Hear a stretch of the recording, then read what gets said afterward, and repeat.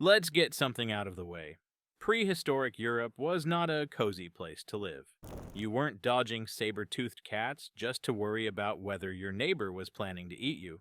But, yeah, that happened.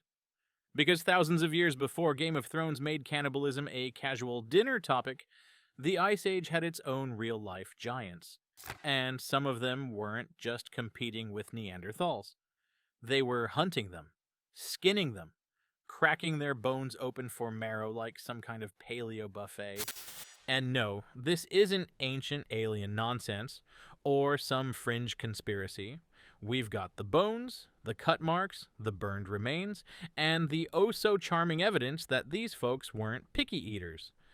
Neanderthals were tough, muscular, and well adapted to the cold, but even they had bad days, especially when 7-foot tall humans with stone tools and zero chill came knocking.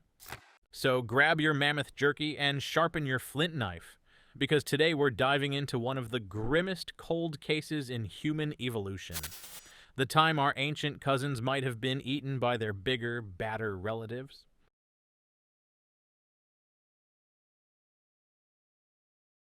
If you think modern family reunions are awkward, imagine Ice Age Europe around 50,000 years ago. The continent wasn't just home to glaciers and woolly rhinos, it was packed with multiple human species who all kind of hated each other. On one side, we had Homo sapiens, us, slender, clever, weirdly obsessed with cave art. On the other side, Neanderthals, the heavy-set survival machines who'd already been stomping around Europe for over 200,000 years. And in the shadows, a lineup of mysterious giants that still mess with paleoanthropologists' sleep schedules, like the bulky Homo heidelbergensis and the elusive Denisovans. Let's break that down. Homo sapiens evolved in Africa and started creeping into Europe around 60,000 years ago. We weren't big, but we were annoyingly resourceful. We had projectile weapons, symbolic thinking, teamwork that didn't end in a brawl, and, most critically, the ability to gossip, probably.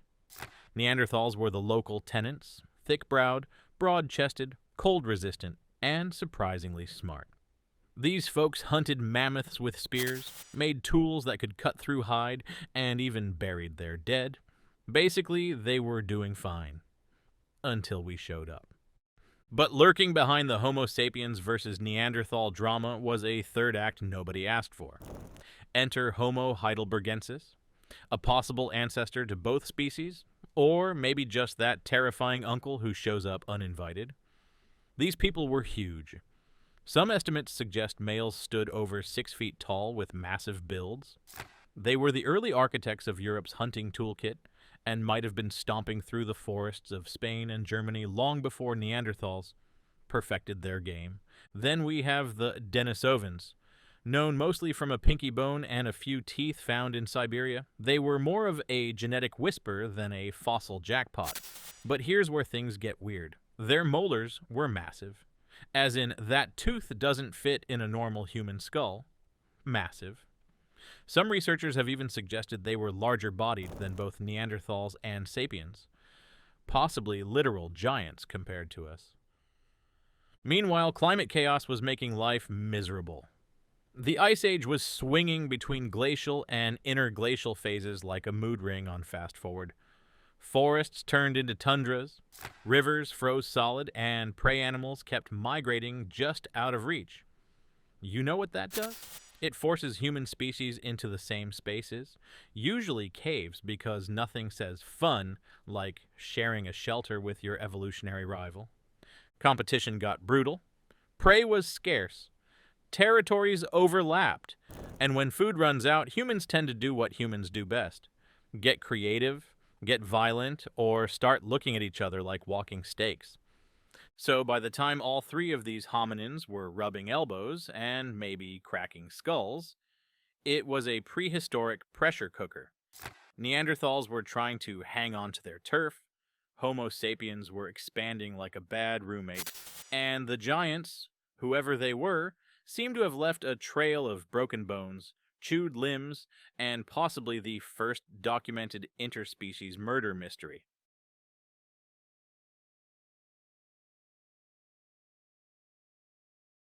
You can learn a lot from a pile of bones: age, diet, disease, how often someone stubbed their toe, and sometimes whether they ended up on someone else's menu.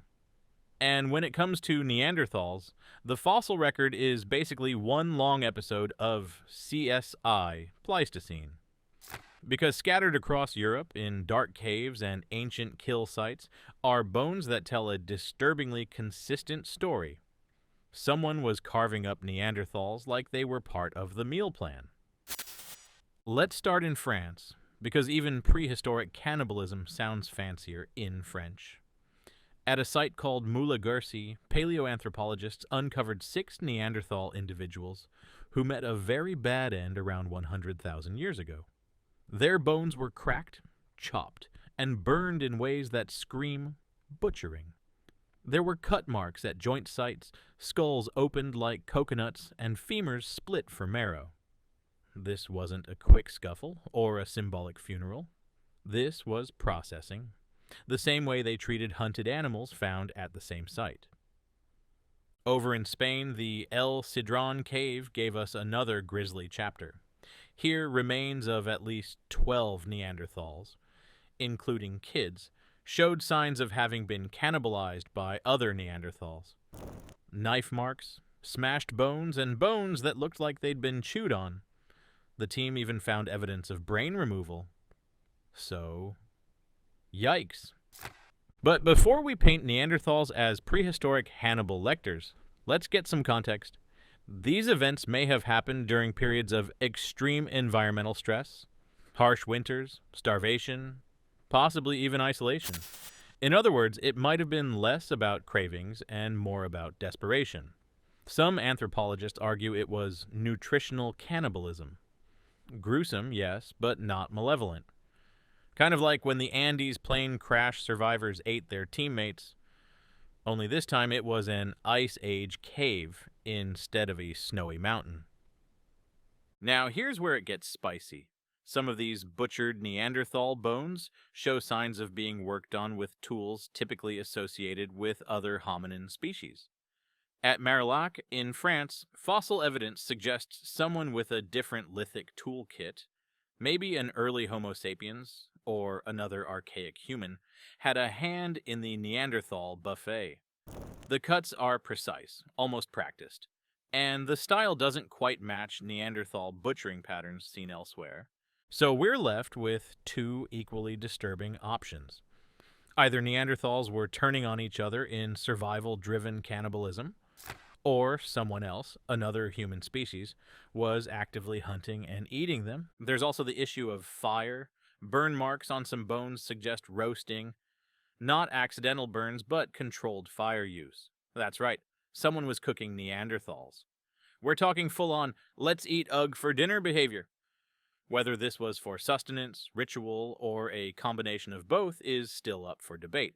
But the fact that it happened more than once, in multiple places, kind of kills the isolated incident defense. And just to sprinkle in a little more mystery, let's remember that cannibalism wasn't exactly rare in the hominin world. Early Homo erectus sites in Africa have similar signs: bone breakage, butchering, even cannibalized children. It's like our whole evolutionary family tree has a recurring dark spot. If food runs low, dinner becomes a little familiar. The big question, though, is who was eating whom? Were these Neanderthals turning on each other, or was another group, possibly bigger, stronger, and less sentimental, doing the carving?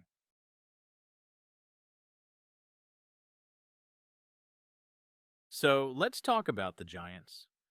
No, not storybook ogres with clubs and a taste for children, though honestly the fossil evidence doesn't rule that out entirely. We're talking about real flesh and blood archaic humans who weren't just big boned, they were built like tanks. And some of them might have had Neanderthal drumsticks on the dinner table. First up, Homo heidelbergensis. This guy doesn't get the press that Neanderthals and Homo sapiens do, but he's like the burly grandparent of both. Roaming Europe and Africa between 600,000 and 200,000 years ago, he was massive, bigger than modern humans, and in many cases, taller than Neanderthals.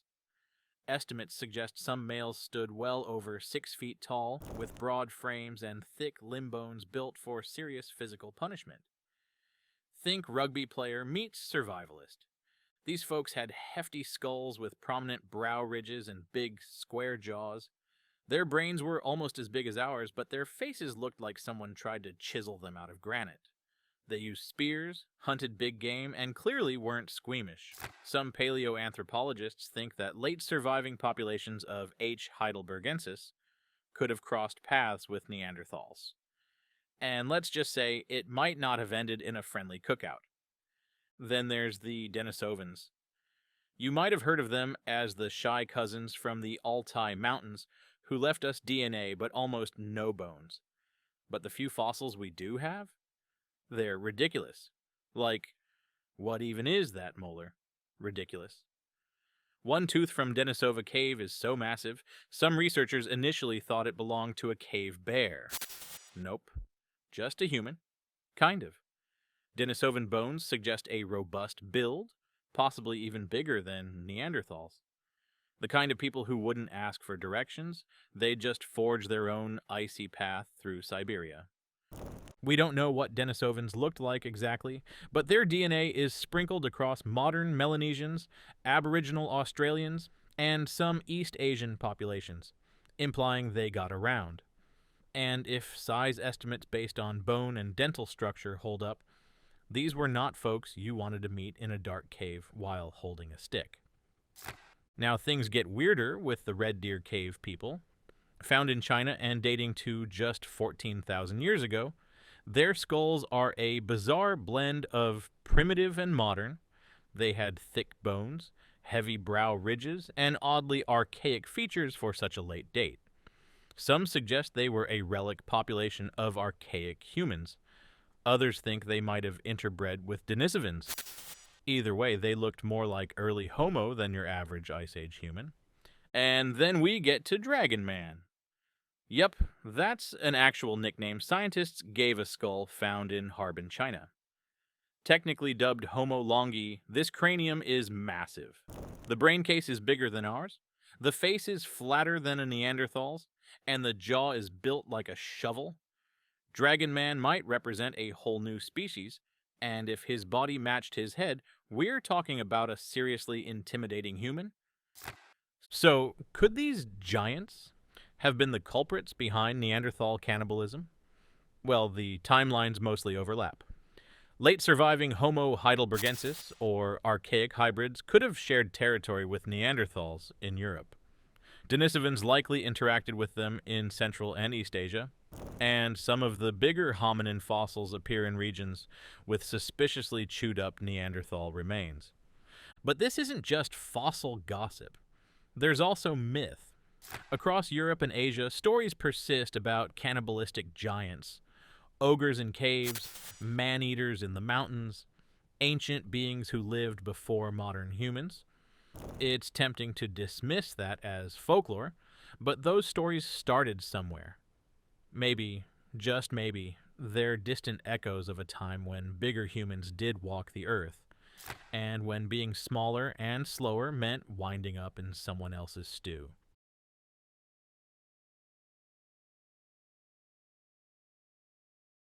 If you've ever wondered what would happen if multiple species of humans tried to share a continent without Wi-Fi, toilets, or peace treaties, well, here's your answer. Violence, cannibalism, and a slow-motion extinction that probably didn't feel very slow at the time. By about 50,000 years ago, Homo sapiens were moving into Europe like they owned the place. Neanderthals had been there for over 200,000 years, chilling in caves, hunting reindeer, and occasionally eating each other during hard winters. But when we showed up with our projectile weapons, our art, our long-distance trade, and probably some very annoying songs, we didn't just bring culture. We brought competition. And let's be clear, this was not a friendly roommate situation. The archaeological record doesn't show much evidence of peaceful coexistence. In fact, it's more like a slow, brutal turf war. And it's entirely possible that hunting wasn't just about deer and bison. Sometimes the prey had a brow ridge, Let's talk injuries. Several Neanderthal skeletons show signs of trauma that look suspiciously like they were caused by weapons. Not just hunting accidents, actual blows to the head and body that suggest deliberate attacks. One particularly charming case, a Neanderthal in Shanidar Cave, Iraq, with a healed skull fracture and signs of care from his group, and then another skeleton in the same site with a wound that looks like a stab from a spear. Coincidence? Maybe, but also maybe not. Then there's the evidence from projectile points. Homo sapiens used long-range weapons, atlatls, throwing spears, maybe even bows. Neanderthals didn't. They hunted up close and personal, like the bouncers of the Ice Age. So if you're a Neanderthal facing off against a Homo sapiens sniper squad from 30 feet away, things don't look great. That distance gave us a huge tactical edge. Less risk, more kills. And if the prey was another hominin? Well, evolution doesn't have rules about sportsmanship. Some sites even show signs of what could be ambushes. A group of Neanderthal remains found together, butchered and burned, with tool marks inconsistent with Neanderthal tools. It's speculative, but some researchers have suggested these could be the remains of raids, deliberate attacks on Neanderthal groups by anatomically modern humans or other hominins. Think prehistoric guerrilla warfare, but with spears and flint knives. Now, throw in the giants. If larger archaic humans, say the last stragglers of Homo heidelbergensis, or robust Denisovan hybrids, were still around, the picture gets even messier. They may not have had the numbers or tech that Homo sapiens did, but if you're 6 feet 6 inches and built like a freezer, you don't need finesse. A single Denisovan ambush could have taken out a small Neanderthal family group without much effort. So what does this all mean? Did Homo sapiens hunt Neanderthals into extinction? Or was it more like ecological pressure, outcompeting them for resources until they slowly faded out? Or were there larger, more brutal, archaic humans who played a part by literally eating the competition? The answer is probably yes to all of it. It wasn't one single event. It was a death by 1,000 cuts. Climate change squeezed their habitat, Homo sapiens squeezed their food sources, and now it seems other hominins might have literally squeezed their skulls for brains.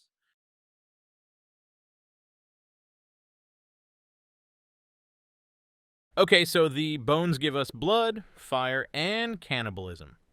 But what about the stuff bones don't tell us? Like what actually happened between species when nobody was busy stabbing or roasting each other? That's where DNA shows up to whisper, hey, so, turns out you've got Neanderthal in you. And just like that, things get way more complicated. Modern humans outside of Africa carry somewhere between 1 to 4% Neanderthal DNA. In some populations, like Melanesians and Aboriginal Australians, there's also a hearty chunk of Denisovan DNA, up to 5% in some cases. So clearly these weren't all fatal encounters. Some of them ended in what we'll call close contact. Apparently, survival of the fittest sometimes meant survival of the weirdest mating decisions. But here's the twist. DNA doesn't show evidence of cannibalism directly. You don't pass on bite marks in your genome. What it can do is show gene flow. When one species interbreeds with another, it leaves a traceable mark in their descendants. And that means we can use DNA to track where, when, and how these hominins bumped into each other. For example, genetic data suggests that Homo sapiens and Neanderthals interbred multiple times, in multiple regions, over thousands of years. It wasn't a one-night stand. It was more like an on-again, off-again relationship with a side of occasional murder. The Denisovans? Same deal. They didn't just interbreed with Homo sapiens, they also interbred with Neanderthals. That's right, everyone was hooking up with everyone, like the worst family reunion ever. Now, there are genetic signs that point to darker interactions. Some Neanderthal genes in us are associated with immune responses, skin tone, and fat storage, which makes sense considering they were Ice Age specialists. But other Neanderthal gene clusters are conspicuously missing from modern humans. This genetic desert effect implies those genes were either disadvantageous or carried behavioral traits that natural selection wanted gone. Some researchers have even suggested that certain Neanderthal brain development genes didn't make the cut in Homo sapiens, potentially hinting at different cognition or, yes, even different levels of aggression or social behavior. And then there's disease. It turns out all that interspecies mingling may have had a biological downside: new diseases. Much like colonization events in recent history, interbreeding and close contact could have introduced immune system shattering pathogens. Imagine getting the prehistoric equivalent of the flu from a Denisovan, and boom, your whole cave clan is down for the count. Some have even speculated that pathogen exchange may have played a role in Neanderthal extinction. But let's not forget what DNA doesn't show. It doesn't tell us who killed whom. It doesn't show the day someone got ambushed by a group of angry sapiens. It can't confirm whether the bone with cut marks was a result of starvation or ritual or a really messed up afternoon. And it definitely doesn't answer whether a giant archaic human took out a Neanderthal group just to snack on some femur marrow. Still, genetics has helped clarify one thing. We weren't alone. Homo sapiens were just one thread in a messy, tangled web of hominin species. And the fact that we carry pieces of their DNA, not just Neanderthals and Denisovans, but possibly even unknown ghost populations, means we didn't just compete with them, we merged with them, and maybe sometimes ate them too. Prehistoric humans weren't monsters. They were just human, and being human has always included a wide spectrum of behavior. We mourned our dead, we painted cave walls, we made music. And yes, sometimes we looked at another hominin and thought, you know what? That thigh bone's looking pretty tender. It's not the most heartwarming legacy, but it's ours. And maybe the reason we remember it in myths and whispers is because deep down we know the line between us and them was always a little blurry, and sometimes disturbingly edible.